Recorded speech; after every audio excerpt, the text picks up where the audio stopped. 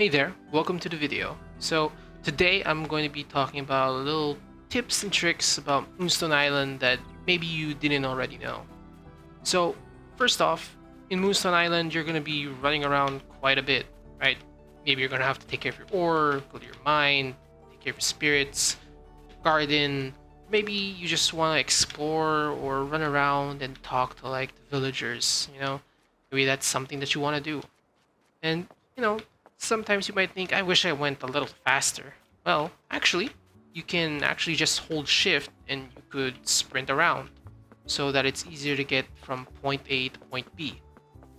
But to make things even easier, you could actually just press escape, go to your settings, go to gameplay, and there is an option here that says always sprint.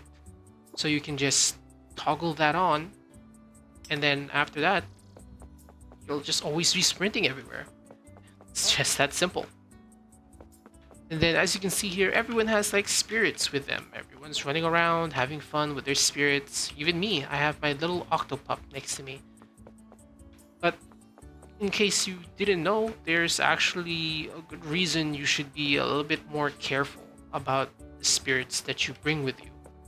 Well, aside from them looking adorable, or maybe helping you in combat, maybe they're powerful, there's other reasons to be careful about the kinds of spirits that you bring around. So, if you actually go into your medallion, which is your pocket dimension for where you keep your spirits on you. So, as you can see here, I have three spirits with me. I have a sheep, a Capacibi, and a Octopup. So, we have spirits like, for example, let's go to let's say Capacibi. So, if you go to Capacibi and you select him and you look at his cards and stats, if you look here at the bottom, you can actually see he has a passive skill here, right? So his passive skill is recharge. So this skill allows him to basically have a second wind. So when he gets knocked out or when his HP drops to zero, he comes back to life only one time, for that one time only, with 10 HP. So there are spirits like that where they have these passives that work in combat. So similar to that, we have Shimp here. So he takes fire. Whenever he takes fire damage, it applies burn equal to its power to a random enemy. So if you Shimp against like some fire opponents and they use a lot of fire on him, then Shimp will apply burn on them. So it's very helpful for combat, right? But then there are other spirits like Octopup that have passives that work outside of combat, like regenerate. So this allows me to heal my spirits equal to the stamina I gain when I rest in healing pools. So these are the little pools of water that you'll find on islands that look like hot springs. So those things. If you sit in there, it will not only heal your stamina, but it will also heal your HP. So the thing about these passives though, they won't trigger unless the spirit is following you. So what do I mean by that? So let's say, for example, I make Octopup not follow me, right? So I'm gonna go outside of the medallion and he's not there, everything's fine, but you also notice there was an icon that was above my stamina bar or my energy bar a little while ago, but it's not there anymore.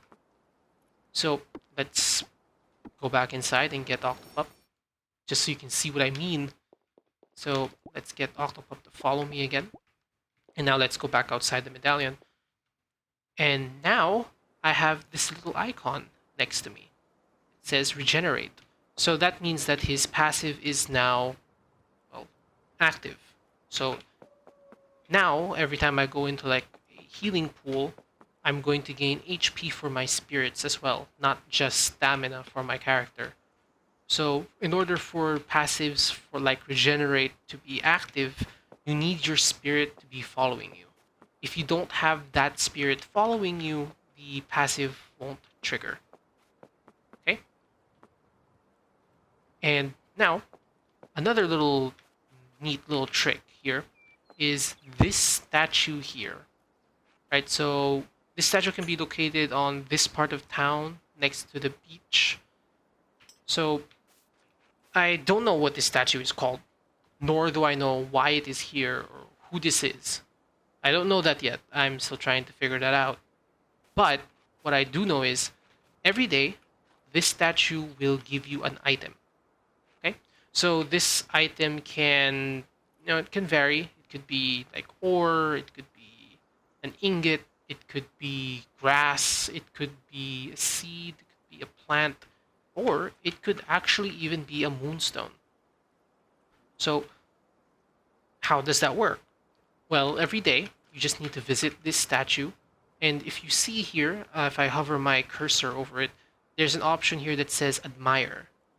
So every day you just need to visit the statue, just need to admire it, and then when you revisit it the following day, there's going to be an item here on this pedestal right here. So you just pick up the item, you admire it, and then every day when you come back to it, you're going to get a new item. So this can be very helpful because no matter what, it's going to give you an item. And even if it's not a moonstone or anything like that, the item is still going to be very useful for you. You could plant the seeds and maybe grow it into a crop that would give you better like a buff, or it could also give you like some stamina regen or some health regen, you know?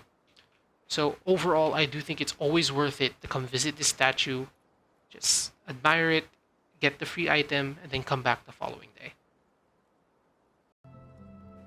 Now, aside from the town, of course, there's a lot of different islands that you can explore. Obviously, I've explored quite a bit of the map already, and there are a lot of different icons here that mean a lot of different things. So, something that you need to look out for are these little islands here. Well, this is not a good example, I've already done it, but an example would be an island like this one here, which have a triangle. So what this means is that this island is a temple. So every season has its own temple. Okay, so for this one that I'm at right now, this is the Spring Temple. This is said to be the easiest temple that you're going to find, and it's the first one that you can actually open. Because when you start the game, you start the game in spring. So that's why the Spring Temple will usually be the first one that you can actually go inside. So the reason why it's called Spring Temple is because each temple is related to a certain season. So we have the Spring Temple, we have the Summer Temple, the Autumn Temple, and the Winter Temple. So I can show you them here as well. So this is the Autumn Temple down here.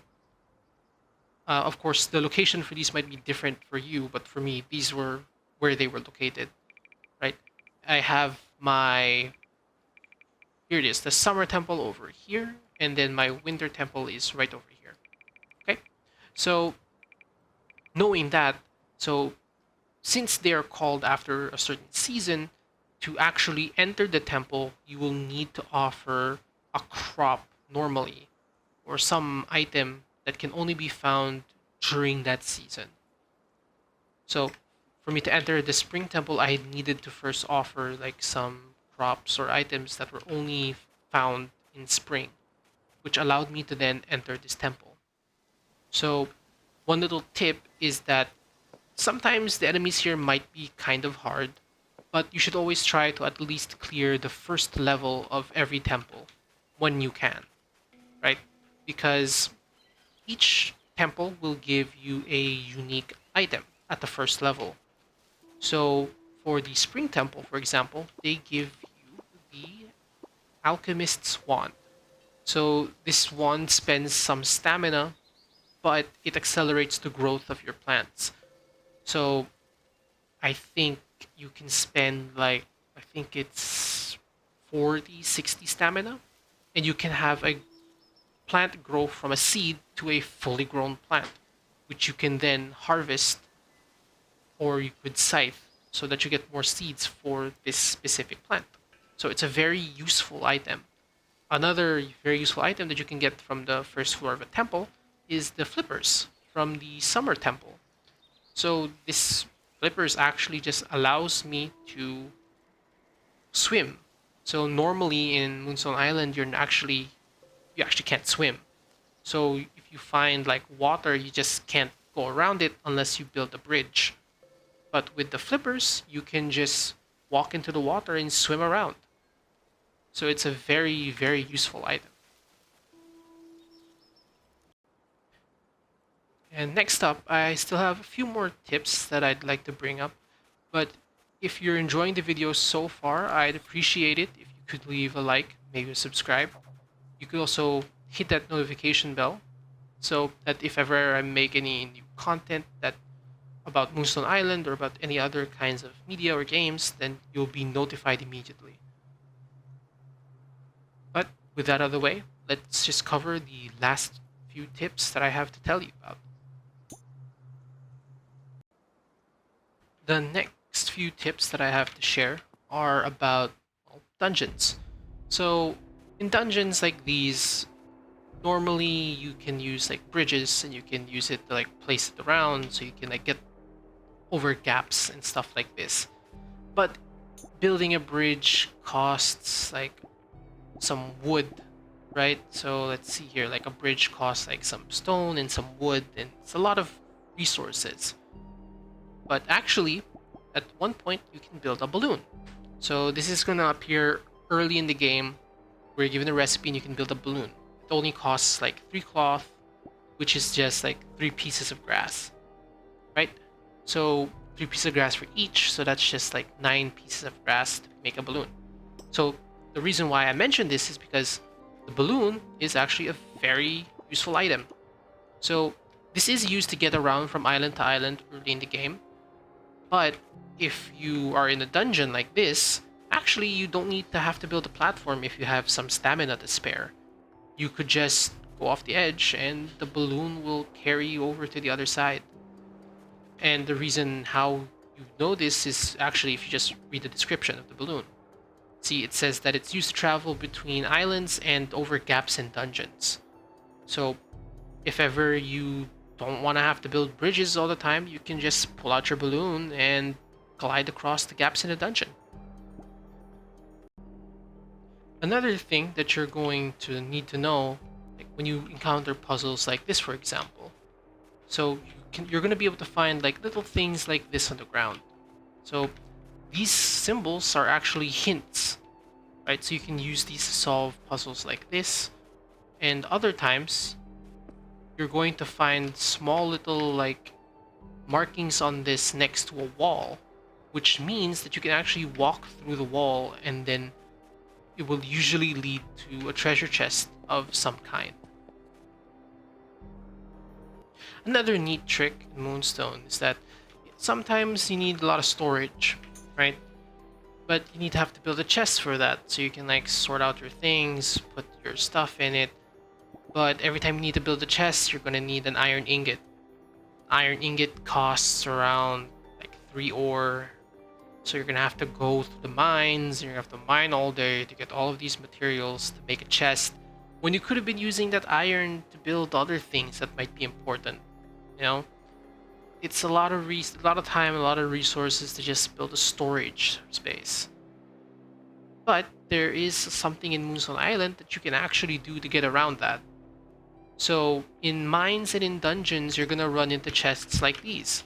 So actually, you can just open the chest, take its contents, like the recipe and the moonstone and all of that, and then you just stand next to the chest, put your cursor over the chest, and it says there, hold R or middle click to pick up.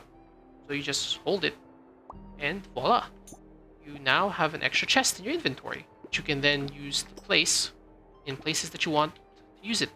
For example, I could put it here, and you can even, another little tip for you guys, if you don't want to place it immediately, or like, oh, I don't like the standard chest the way it looks, you can actually, before placing your chest, press right click, and it will change the color of the chest. So you could have a pink one, or you could have like the standard one. Standard one looks like that. Or you could change the color up a little bit. Well, I can't place it here because I'm in a dungeon. But, you can see what I mean. You can have like a different variety of colors of chests. As long as you just press right click before placing it down. Now, as I mentioned earlier, moonstones are very important items. So, as you can see here, I have a moonstone here on me actually. And this moonstone is used to basically make a lot of things from automatic feeders to certain potions. Actually, in every temple, you need to have a moonstone at the third level to unlock the third level. So you actually need a moonstone for quite a lot of things. And the fun fact about moonstones is that you can only actually find one per island, excluding like monster drops and like from opening chests. If you want to find them on the open world, you can really only find one per island. And they actually do mention as well, there's a little trick in the game that you can use to find out where the moonstones are. And one of that is, as you can see here on the right, it says that the moonstones glow at night. But you might think, what does that mean? And actually, if I go here, you can see here that there's actually something glowing there on the lower right hand side. And if I go to it and I use my scythe, cut out the grass, there's a moonstone right here. You can just pick it up just like that. So those were my quick tips and tricks that I wanted to share with you guys about Moonstone Island. If there is anything else that you guys would like me to talk about, or if you'd want me to make more guides on this game or anything else, just let me know in the comments below. And if you liked and enjoyed the video, why not give a little like, a little subscribe, and I'll see you guys in the next one. Bye!